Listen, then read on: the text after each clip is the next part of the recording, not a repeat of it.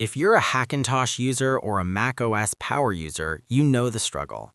You need one app to download the installer, another to mount your EFI, and a terminal script to fix permissions. What if you could do it all in one place? Today we're looking at the macOS Updater Suite by Max Pacelli. It is written in AppleScript and Shell, runs natively on macOS, collects no telemetry, and requires no third-party dependencies. This is a paid tool to get the license of the app. Once the application is open, the first thing you'll want to do is change the language to English, since by default it is set to Portuguese. The System Info module. Located at the very top, this provides a hardware summary covering specifications like processor details, memory configuration, and storage layout. It's useful for quickly confirming hardware identifiers without opening system information or installing a separate profiler. The macOS Downloader Pro. This module retrieves official Apple macOS installer packages directly from Apple servers without routing through the App Store. This is vital when a specific macOS version is needed, or when building installation media from a controlled source. The download runs within the interface and displays progress as it proceeds. For downloading a specific macOS version, the leftmost number is indicated, select the target release, then type in the number to grab the version of macOS you wish to download and allow the download to complete within the interface.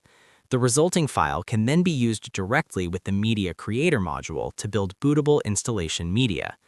Do note that you need to move the installer file into the Applications folder of your Mac. The System Updater. This provides a more deliberate path to triggering updates.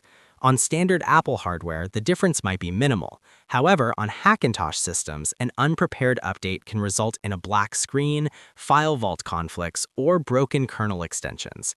The System Updater automates the preparatory steps you'd otherwise have to run manually. Before proceeding with any system update, back up your data. On Hackintosh hardware especially, a failed or interrupted update without a backup can leave the system unbootable, requiring recovery from external media to restore or reconfigure the bootloader. Time Machine or a full disk clone are both acceptable options. The Media Creator. This module handles bootable USB drive creation. Rather than running the Create Install Media command through the terminal, you simply select a downloaded installer and a target drive. The rest is handled by the tool. The Little Mount EFI. This is a focused utility for mounting EFI partitions. These are hidden by default and must be surfaced before making changes to OpenCore or Clover configurations.